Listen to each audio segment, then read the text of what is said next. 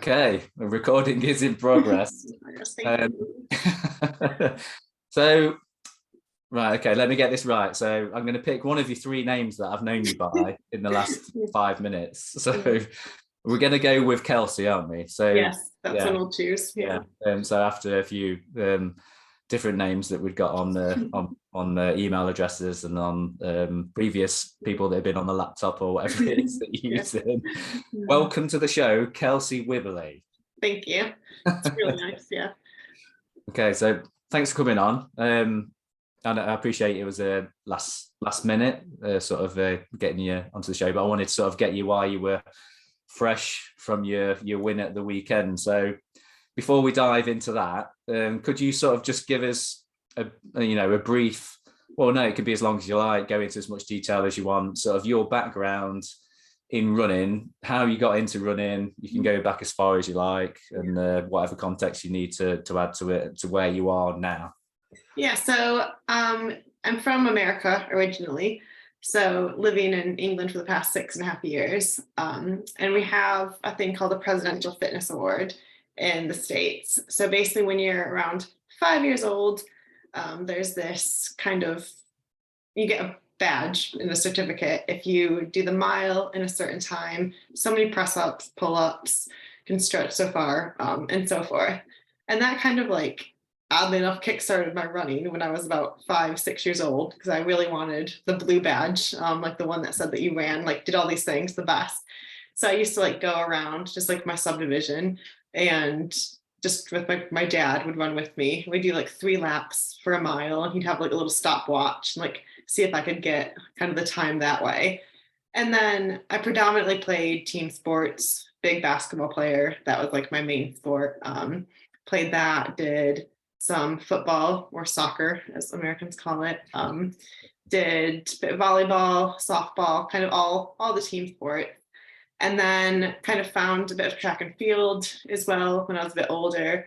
Ran cross country at uni, although we were more of a drinking team with a running problem, is what we said, not the other way around. And then I remember I had a teacher who was doing marathons and kind of road races and stuff. I was like, oh, that sounds like something I'd quite enjoy. So I remember doing my first road race when I was like 12 years old, and it was like pure ice. It was in the middle of winter in Michigan, and it was like absolutely freezing. And I just loved it. And I was like, this is great. Like, this is such a good time. And then just kind of did road races on and off, kind of throughout since like my teenage years and even into uni and things. And then got a bit more competitive into running, probably after uni, and doing like some marathons, and have done quite a few road marathons, really got into that, got the bug, and then just kind of has found ultras and trail running within the past maybe 4 or 5 years. And now that's kind of where my bread and butter is, and where I really, really seem to love it that way.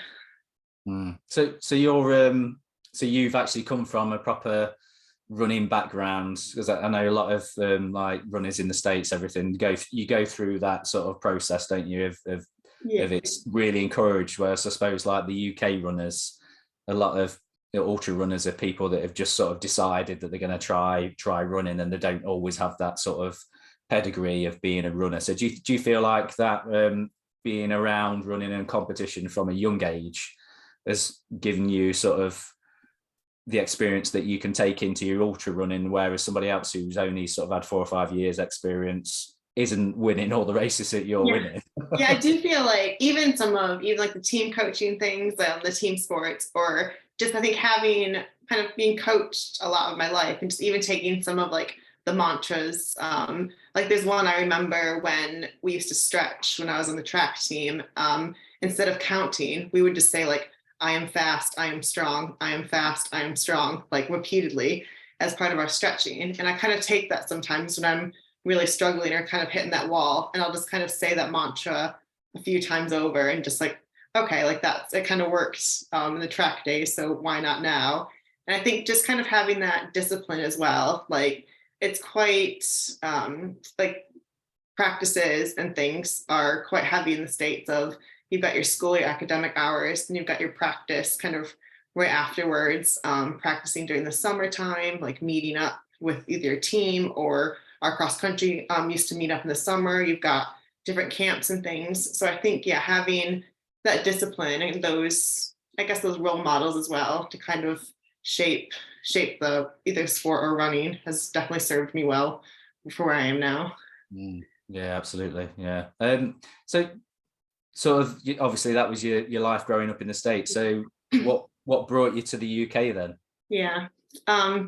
Yeah, a guy. So I mean, be careful who you meet on the internet. Let's just say that first of all, because but oddly enough, we kind of met through running in a way. So we met kind of via a Nike running app in Facebook, kind of co-aligned, and we used to just comment about each other's runs. And I remember he did a local race here called Two Castles, and it just blew my mind. I was like, you run a 10K from one castle to another castle. Like I run from like Burger King to White Castle, and that's kind of like as close as it gets to that sort of royalty. So it was a bit like, that's impressive. And we used to just kind of talk about our runs and running and different things like that. And then it became kind of became a thing. And I ran Boston in 2013, so the year of the bombing.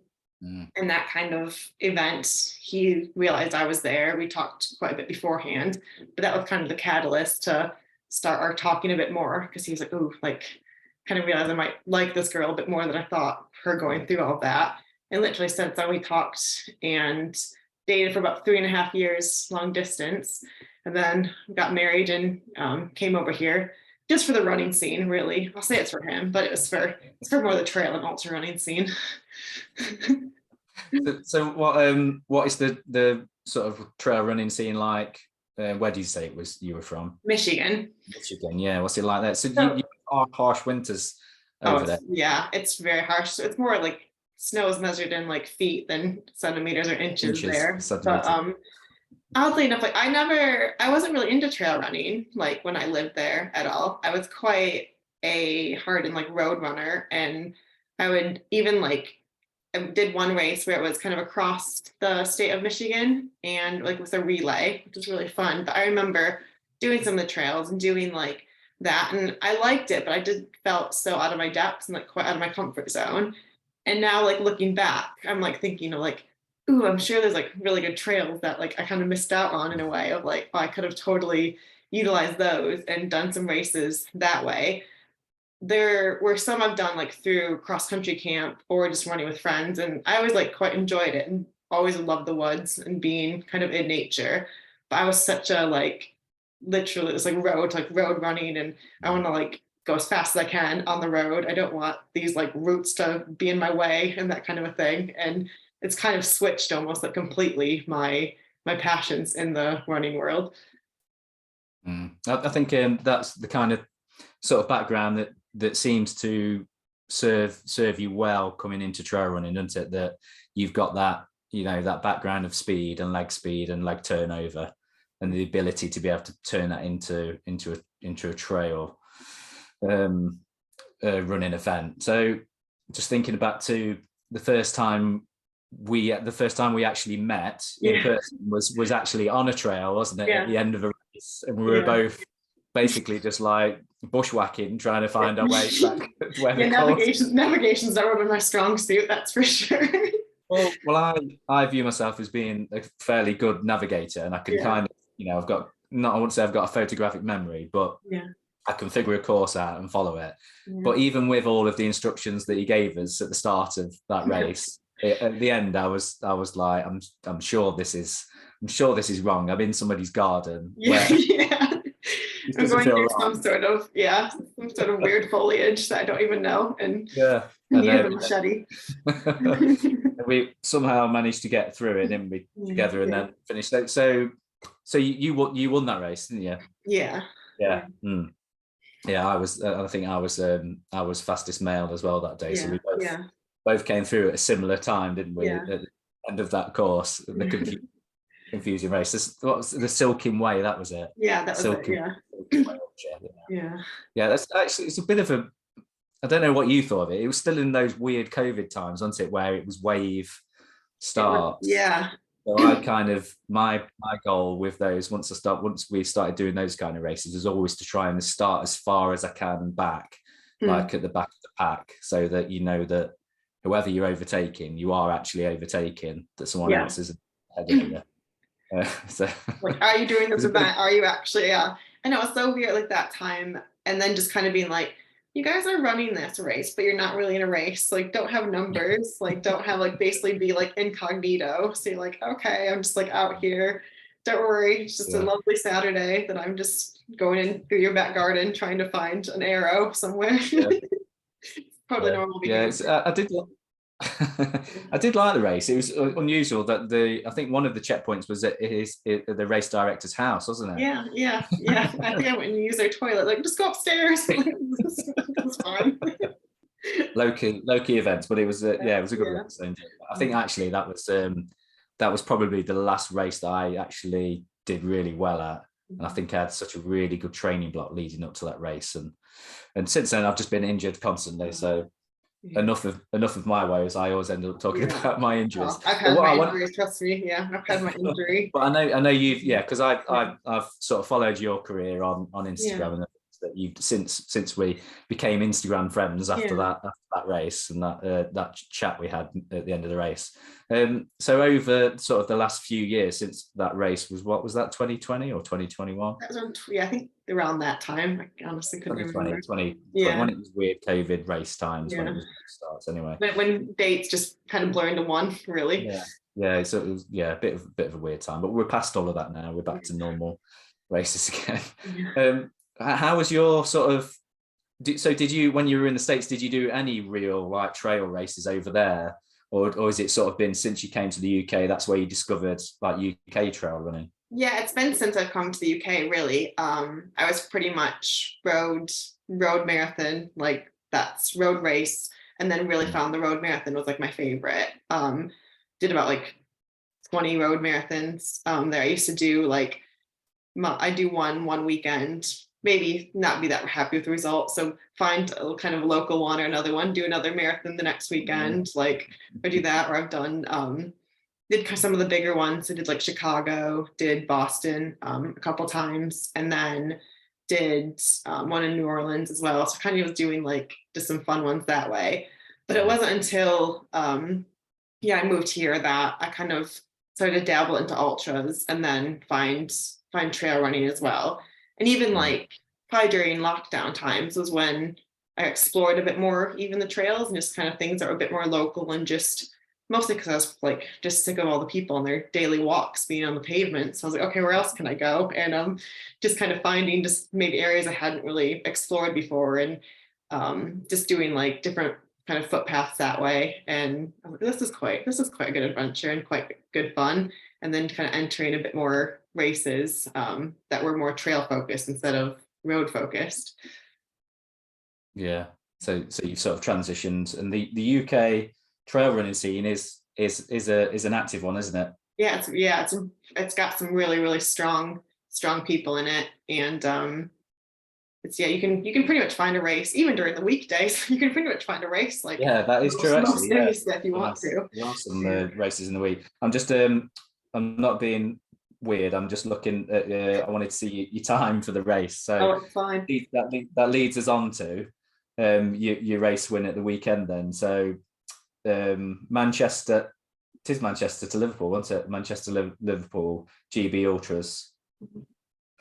50 miles, 7:04, and you were first female and sixth overall. Yeah, that is impressive. So I looked at your.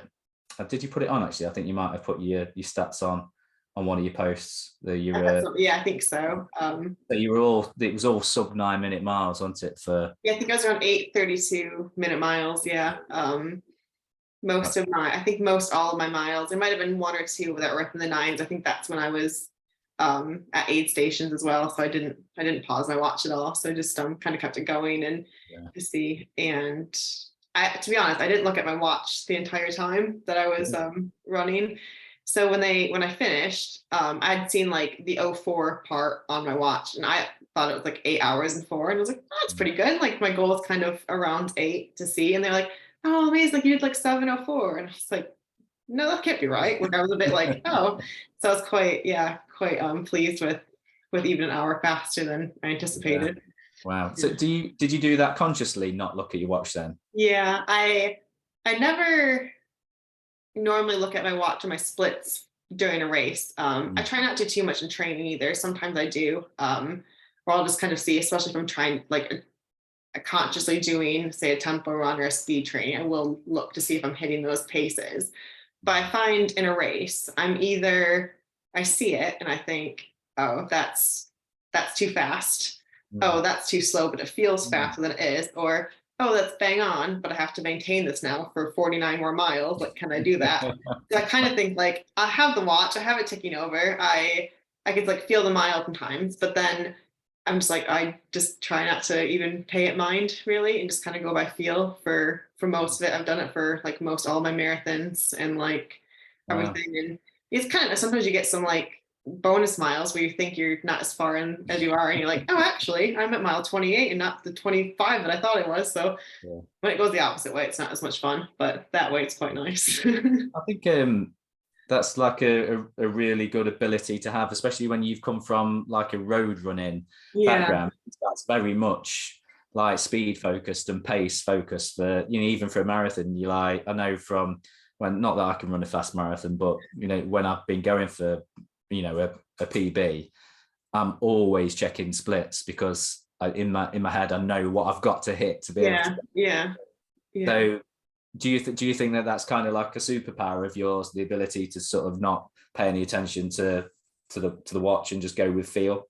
Yeah, I think it's something I probably learned along the way, and just I do think because all of my friends would always the people would ask like even during the races I'd always see them check, see them check, see them check, and like for me it's more psychologically it just helps me. I think just not knowing, and I feel like for in a way there's if I'm pushing myself and I kind of know my body, I know my performance, I kind of know if I'm having a good day or an off day. There's looking at a watch and it telling me something. It's not going to help me. Like if I'm at my limit, I can't go any faster at that time. So the numbers aren't going to change my ability. If I'm going too fast, then like if I look at the watch and see I'm going too fast, it might get in my head that I'm going too fast. Whereas actually, I might be feeling kind of okay at that time. So I think it's just something I've kind of just learned and adopted a bit over the years. And mostly, I think mostly through road marathons and just trying to get like chase that sub 3 for quite a while. And then once like kind of did that using that method of like just don't use the watch, just use feel. And I was like, well, that works. So we'll keep doing that kind of a thing. Mm. I don't know if you're the same, but I know that I can sometimes, if I'm running along and if I'm really like keyed in, I can guess what my pace is and then look at Yeah, my watch and it's like within sort of 5 seconds yeah. of what the actual pace is. So you don't need to look at your watch, do you? No, I usually play that game at the end of runs where I'll say like, oh, I bet my pace was like this for that whole run. And it's usually Yeah. quite close to that. And I'm quite good at like, I guess like metronomic running where I can maintain the same pace for quite a good time and not really have it shift too much one way or the other. Mm. Mm. So what's your sort of preference on sort of race course then? Are you, because what was it like? So I mean, I can only tell by the pictures. Yeah. Was bits of trail, and so it was multi-terrain, was it? Yeah, it was multi-terrain. It kind of starts out, well, it started out at Media City in Manchester. So kind of like over bridge, a bit of tarmac. And then we were quickly on to do some trails, canal path, kind of through a bit of woods and around a lake, which is really nice. And then kind of went back on tarmac, back on trail. So it's kind of shifting back on that. So there was a fair amount of the road, and also a fair amount of kind of some mud and some trails as well. It was relatively flat, so no big climbs or anything, which I think sometimes poses a challenge in itself, especially in a longer distance, because you can easily use the inclines or anything that's a bit steep as like, okay, this is a good walking opportunity, and kind of having mostly a flat course, like, well, don't really, if my legs are feeling okay, there's no like real reason to actually walk any of this. But I quite like anything that's in the woods, a bit of trail. I'm not great on technical terrain. It's something I am working on, but I think for me, the course really suited me, especially coming from kind of a road running and marathon background, but then also having a bit of trail and a bit of just different kind of scenery as well. It's quite nice.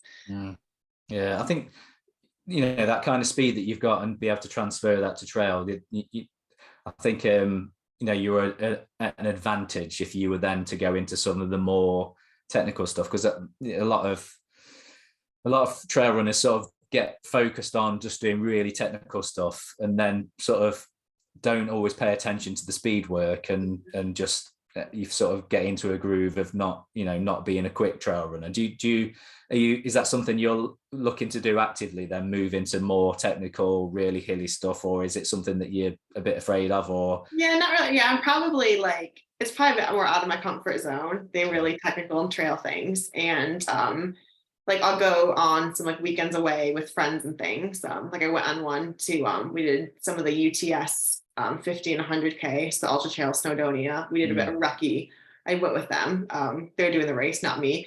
And I was like, oh, let's go for a bit of an adventure. And it definitely highlighted okay, I'm great on an uphill. I'll take an uphill, I'll climb whatever, but more the technical descents and that kind of thing. I was like, ooh, that's not quite where my my confidence lies and what I'm good at. I'm like, yeah, give me a bit more, a bit less rocks, a bit more actual ground and trail, and that's better for me. So I think I'm not actively doing that at the moment. I don't think there's, probably one of my dream races would be Western States, but that's still pretty runnable anyway. And so I'm not one that wants to really go up and down sky races or fell races or anything. I love watching people do it, and that's great, and I'll do that. But I think I'd end up with an air ambulance or something with that one. So is Western States a target race that you're trying to get into then? I've got a friend who's pursuing it. He's pursued it religiously for years. Yeah. For me, it's something that's probably on my bucket list, but I haven't really put in the grafts yet to get there. So I think as I kind of build my portfolio up a bit more, do a bit more just kind of events around here and kind of get more comfortable to the distances. I think it's something in the future. One of the good things I think in ultra running is age seems to not really be as big of a number, and there's just so many, especially middle-aged female ultra runners that are just crushing it. Yeah. And it kind of gives me the confidence it's not something I need to just totally focus on now, and there's still time to do that in the future. But it's something that if I could get into lottery, get into the points and stuff, it would be quite a good bucket list item. Yeah. Or you could even get in for a golden ticket. There you go. Why not just go straight for the golden ticket? Yeah. You never know. It's worth trying. Yeah. To your point, yeah, exactly. As we get older in the sport, it isn't really a hindrance. I always just, whenever I'm feeling old, I just go and look up Jeff Browning, Bronco Billy. Yeah, exactly. Yeah. And I think it's okay. Yeah, exactly. He's 50. I'm only 43. I've still got 7 years left. Yeah, exactly. And I just look and I'm I haven't even hit the peak age yet to be good at this. So there's still time. Amazing. Awesome. So one of the things I wanted to talk to you about is your sort of transition into doing lots of strength work. So when I first started following you, you were obviously doing the miles and everything, and then you had a few injuries. Did you have a few injuries in a string of injuries? Yeah, I had quite a string. Yeah. So was that the thing that sort of got you into strength work, which I see you doing all the time now? Yeah. So I had probably, I was on 2017. So I just come off a marathon PB, really strong running. I'd done got into ultras a bit, and a couple ultras, but I was quite deep into an eating disorder, which is what I've had since I was about 9 years old. And it's kind of ebbed and flowed throughout my life. It's always been somewhat in the background, but it was really evident during that time. But I think I masked it a bit by and people kind of didn't see it as bad. It's like, oh, I'm just running a lot. It's like, oh, I'm so thin. Oh, just because I'm running a lot, I'm running a lot. And then because I was having such good performances, I had like a year of PBs. I ran my fastest marathon ever, was doing like loads of just loads of mileage. And I kind of felt a bit invincible. I always had niggles, like little things. But I think I'd gone through 3 years of running with no day off. So looking back, I can see like it was quite a toxic time as well, quite a toxic relationship with running. But on the outside, I was performing so well, I was doing so well. So I just kind of thought like, oh, I can just keep this going and like I'll just keep getting faster and everything. And then I got a pelvic stress fracture a couple months after the marathon.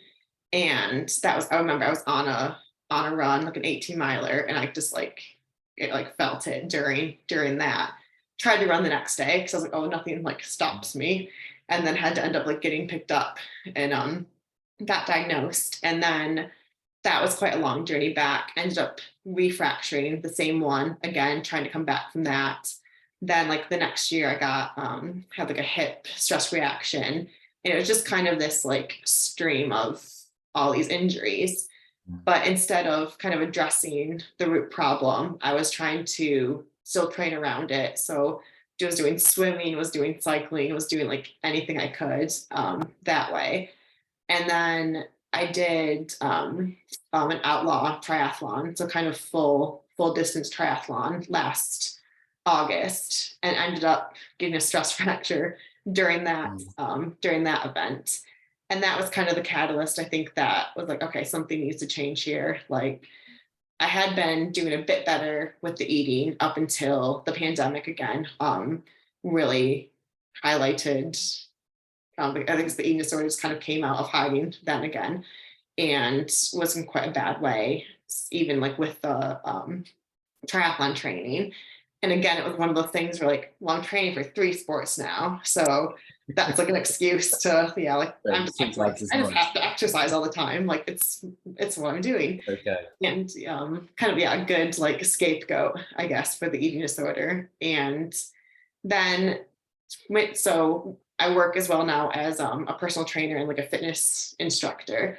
So it's kind of one of those things where I'm like just being so hypocritical, and what would I tell someone else? And here I am like crutching around, trying to still like do as much as I can, trying to exercise as much as I can, and kind of started doing a bit of strength work at the gym. And then like I'm really good friends with all of the people I work with there. And one of the PTs kind of like took me under his wing and started working with him pretty much now since like pretty consistently since November time. So still kind of like getting that stress fracture healed, working my way back into running, and then kind of was like, okay, we need to change something now. Like it was, I think the kind of straw that broke the camel's back, or the stress fracture that broke my tibia that kind of, yeah, just was like something needs to give.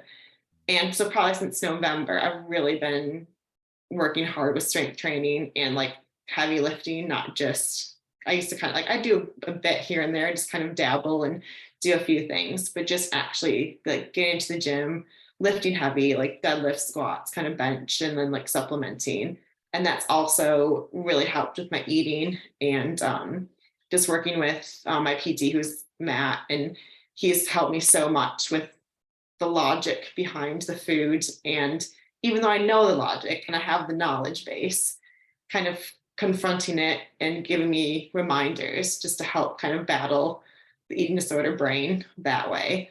And I definitely attribute that strength training and also like being able to get my eating a bit more on track to Friday's race. And I don't think I've ever had a race where like, because there's a few moments where like, oh, this is getting a bit tough, my legs are a bit tired. And normally then it's kind of like downhill from there for me.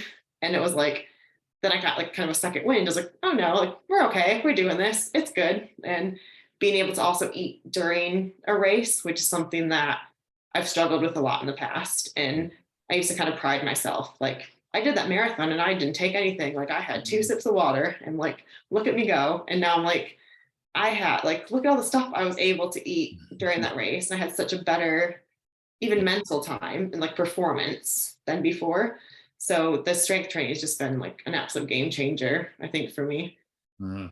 Yeah, absolutely. Yeah, I'm glad you brought that up. That was one of the questions that I got for you, because you're very, what I like about your sort of online presence is you're very open with your eating disorder, aren't you? You know, you don't shy away from talking about it openly. Do you feel that, is that your way of coping with it, to put it out there into the public domain? Yeah, I think like I went quite a few years hiding it. So basically developed it when I was quite young, a very, very early age, and hid behind it for a lot of my life. And then it kind of just came to a point where I was like, I'm sick of, just kind of hiding things. And I think things are getting a bit more obvious as well, as far as avoiding going out occasions, just really struggling to like eat in front of people, different kind of social events. And I was just like, you know what, like I'm kind of ready to just come out with it. And like, I've been struggling with this.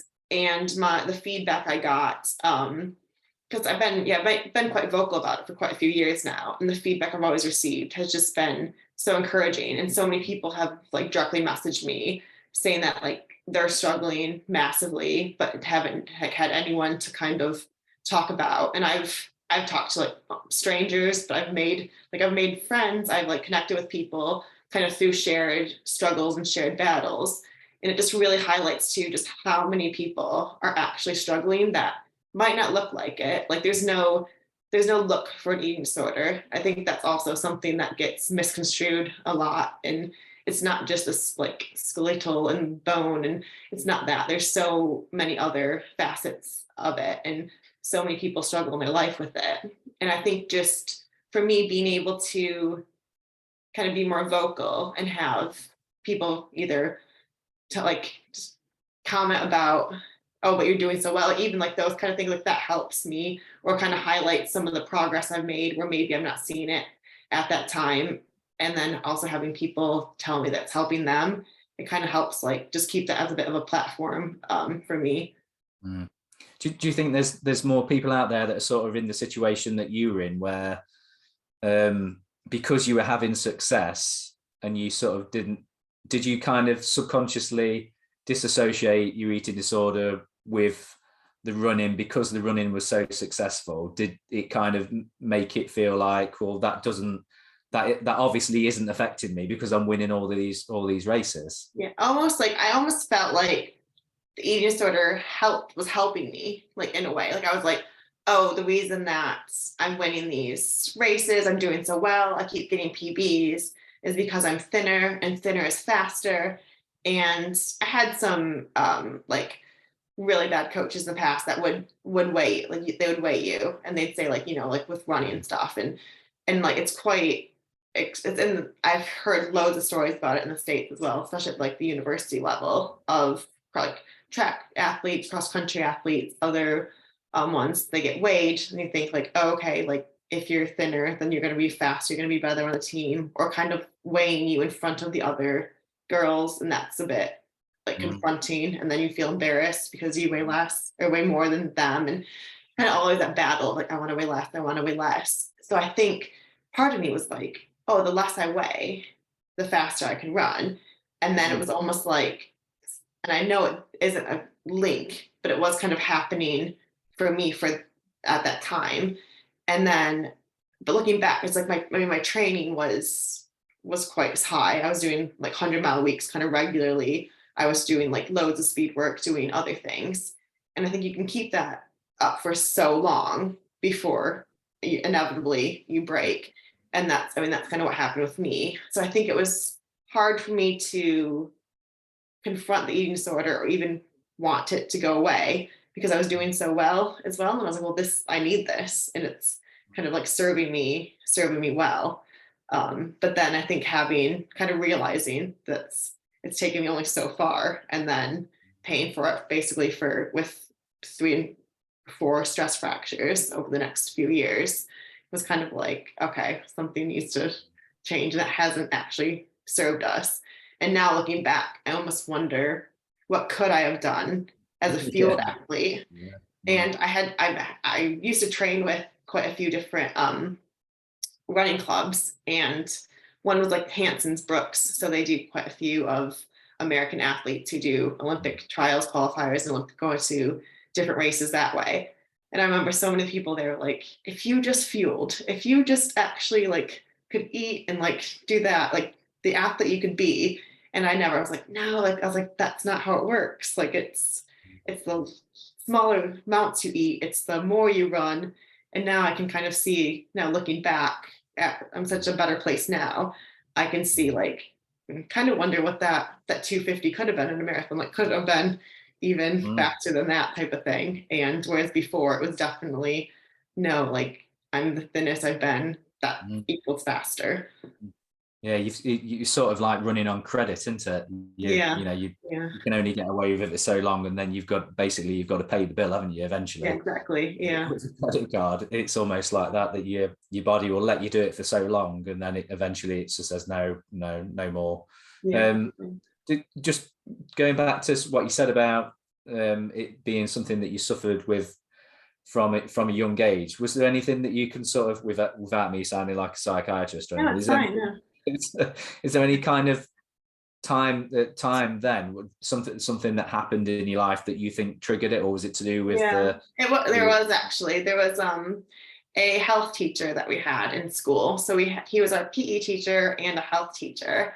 And I remember he made us do like food logs, which I think we were in like third or fourth grade. So grades are a bit different in the States, but that's like 8, 9 years old, around that age. And I remember I had just come back from a sleepover, and I was like a very healthy child. I remember I ate like really healthy, really like clean foods, even from an early age. But like that one time I was like, oh, I'm just gonna like have kind of the sleepover type foods and have the crisps, have the candy, whatever. And probably, whereas most kids lied about what they had, and they probably just said like, oh, I had broccoli and like carrot sticks for food. I truthfully laid out like all the things I eaten.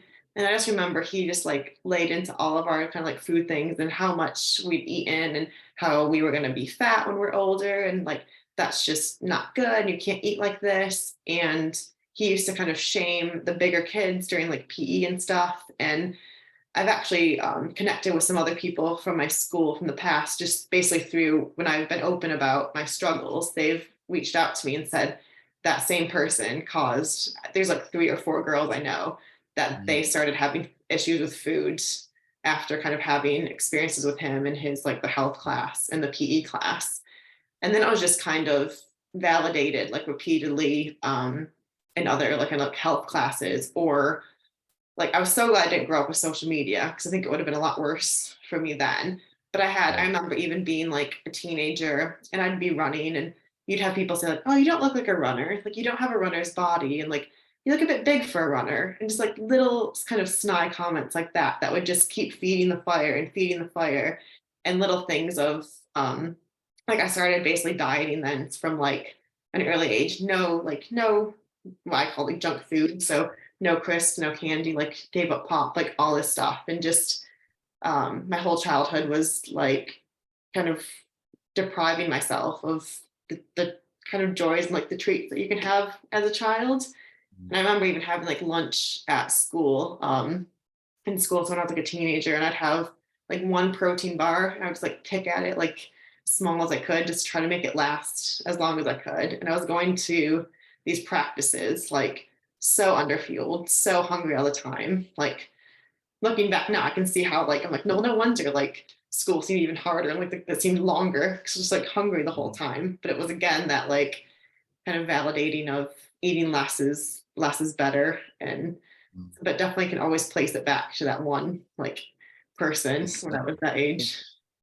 It's like it's absolutely horrific, isn't it, when you think about it, that we trust I mean, I'm a dad. I've got 2 daughters, like Polly, who is 11, and Tilly, who's nearly 13, and I remember them, like even like Polly recently, so she's 11, and they did something similar like that. They were doing like to do with food and everything like that, and I think that at one point they were weighing all the kids as well, and she she was really upset by this, and I just think, you know, like that was like a real, you know, thing, a real turning point for you. You know, we trust teachers, we give them so much trust, don't we, to look after our kids, and then they go and do something like that that can potentially ruin somebody's life for you're so years. impressionable at that age as well. You do think like, oh, grown-ups, they know it all, and they know like what's best. And so hearing that was like, it was like gospel at the time, and I was like, okay, like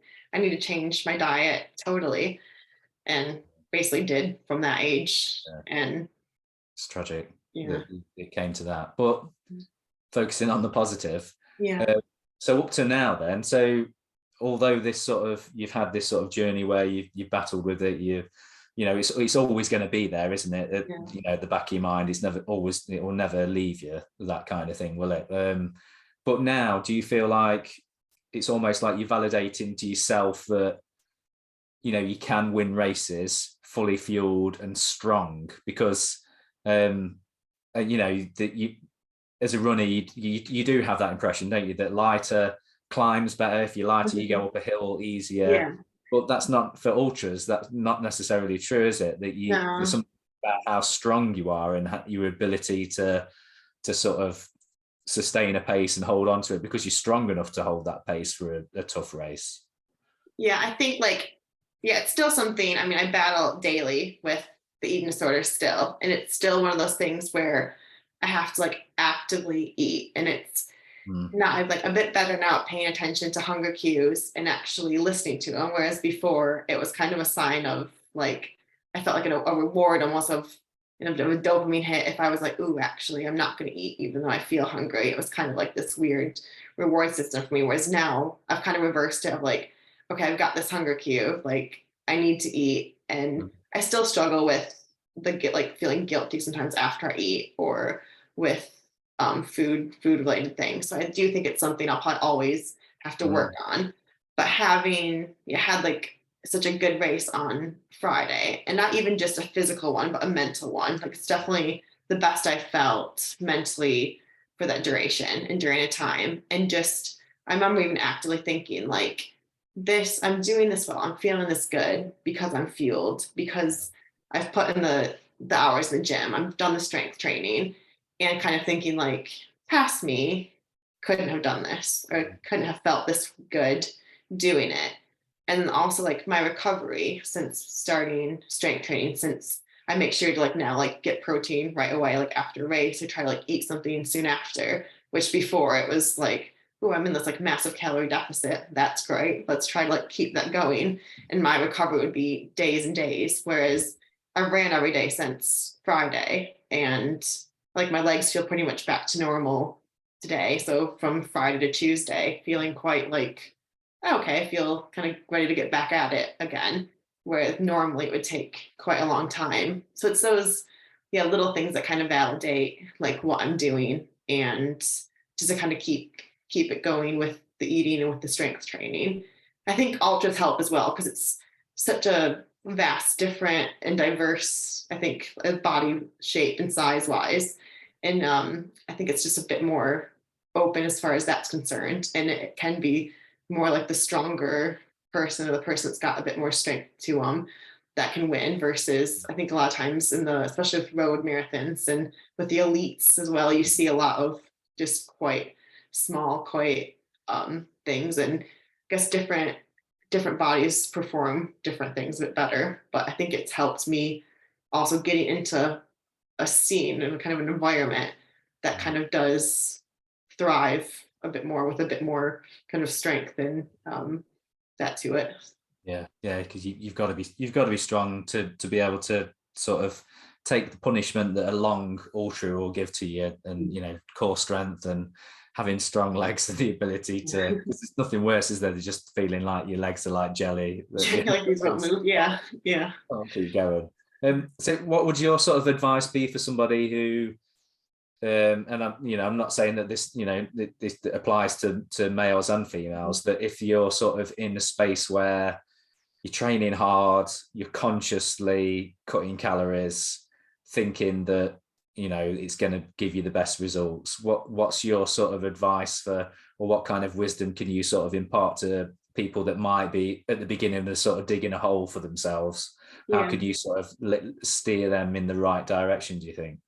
I think like you can't take into account maybe like the immediate little say wins that you might receive. Maybe you're running slightly faster now, or you're feeling like, okay, I'm a bit lighter and things are going well. You just have to really look long term and kind of big picture things. And also, just because you're doing, maybe if you're doing well while you're restricting, you could be doing better while fueled. And that actually, like the fueling and the strength, that's what's going to take you further in the long run. And that's what's going to get you your goals a lot better. And it's, I mean, it's not easy, and it's going to be a battle. You're going to like definitely have to fight. And but I just think it's so easy to get caught up in the restricting and the thinner is faster kind of mindset. Whereas even like the evidence can show, like, I mean, you need those glycogen storages in your muscles. Like science kind of proves like what you need your proteins, your amino acids to recover. Like you're doing little micro tears to your muscles while you train, while you run. You need to patch those up with food, with protein. So even if using the scientific data helps you, just kind of do a bit of knowledge on that. And that's which is something that luckily I have a background, a nursing background as well. So like I do know the data, and it's just kind of listening to that and trying to listen to logic versus maybe what your brain is telling you. Like I call it my ed brain. It's like my eating disorder type brain.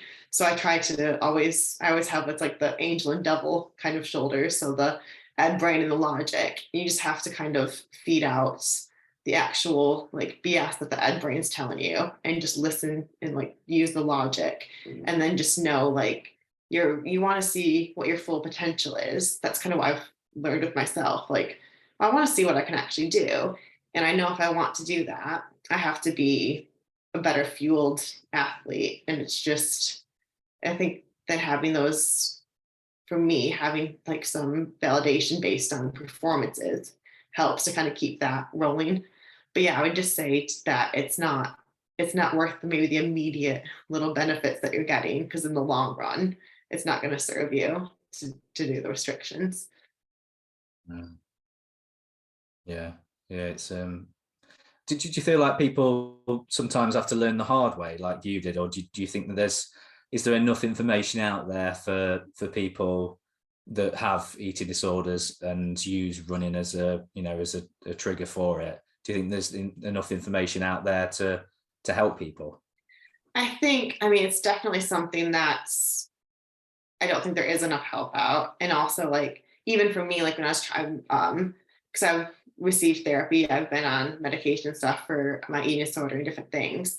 And it took me so long to just actually get help. And I was in the class of, you weigh too much, basically, like your BMI isn't low enough for us to give you treatment now. So that also like kind of put me into another whole trigger and different things.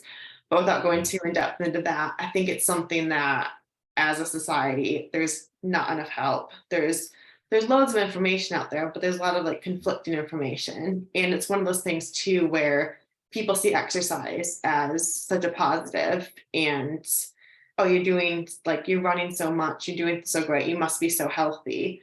Whereas they could be the unhealthiest person in the room because they're literally just beating their body to the ground. They're not feeding it, they're not fueling it. And they're just not healthy that way. And I think it's one of those things too with eating disorders are so complex, and that, it looks like you might be doing all the right things. And you can also be like me, where you know the logic behind it, but to actually apply it to yourself is such a hard thing to do.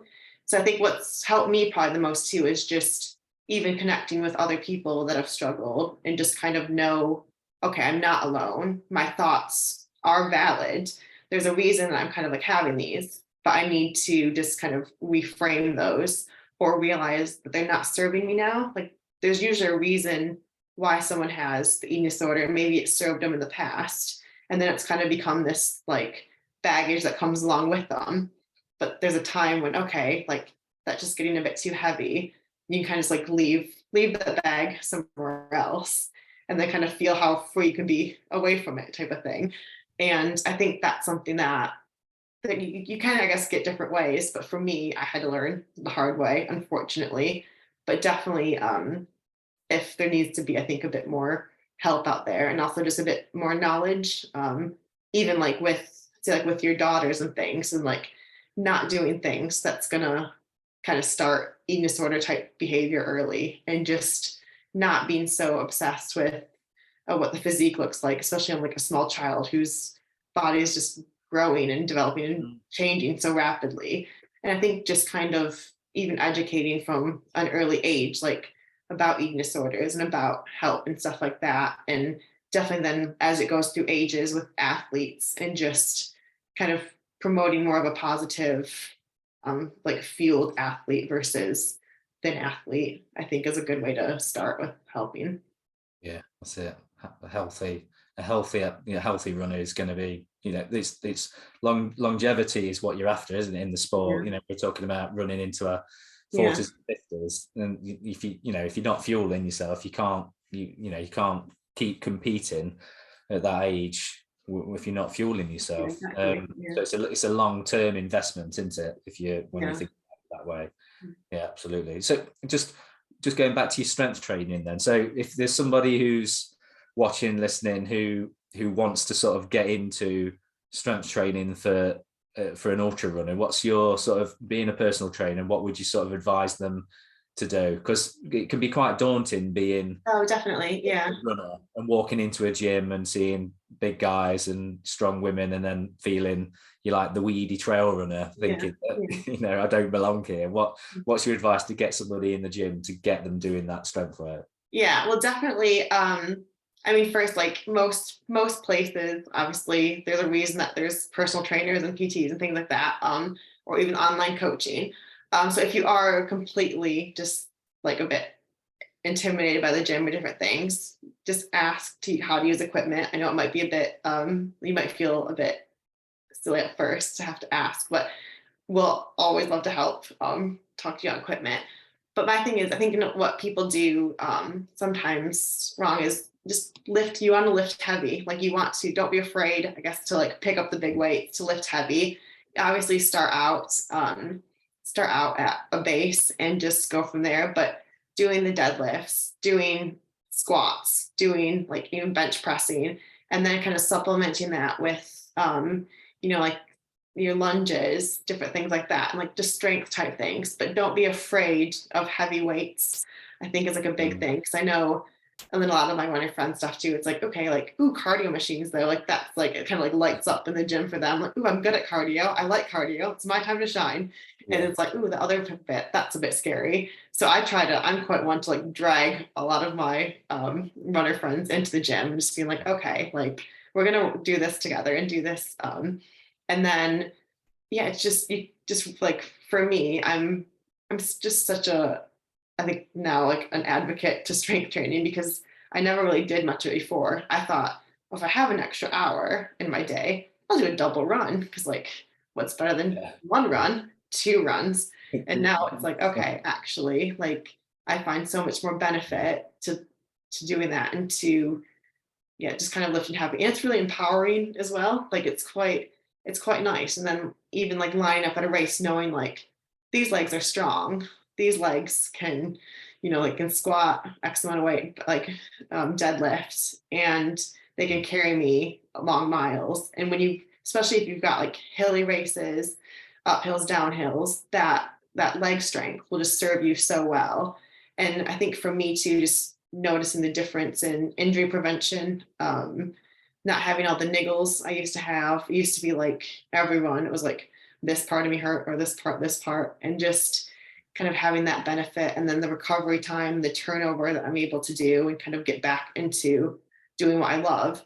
So it's again one of those things where you can kind of like buying into your running for the future as well, and your just like future races and things. So by adding strength training, and then adding your like kind of recovery, your eating, and that you're seeing the long-term benefit and a kind of investment, I guess, into your running future. It's like a savings account rather than having a credit Yeah, card that yeah, exactly. Yeah, yeah.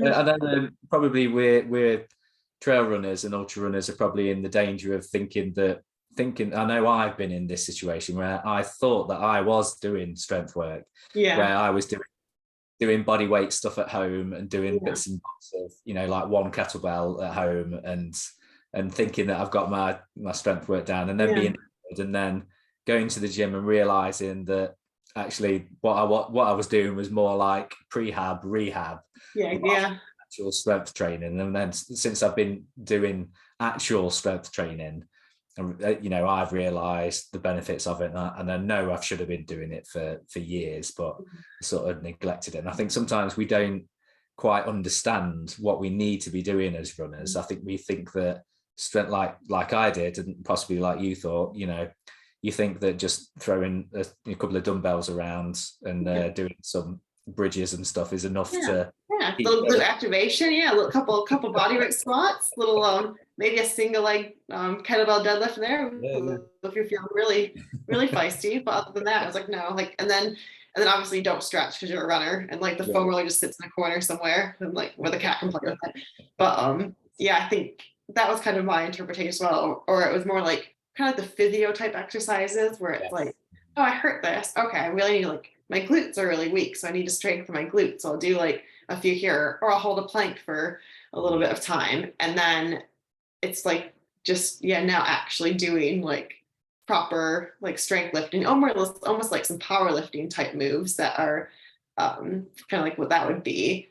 That's made such a big difference. And I've probably never had my running form has never been better either since doing the strength training, because now I can drive from the glutes. I've got actually have hamstring strength, whereas I thought I had it before, but they were just chilling back there, really not doing a whole lot.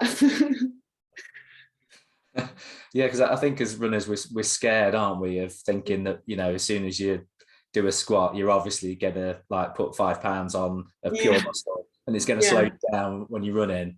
But in actual fact, it's really hard to put on muscle. And I think I used to always think well, I run so much with my legs, so I'm doing all this work with my legs.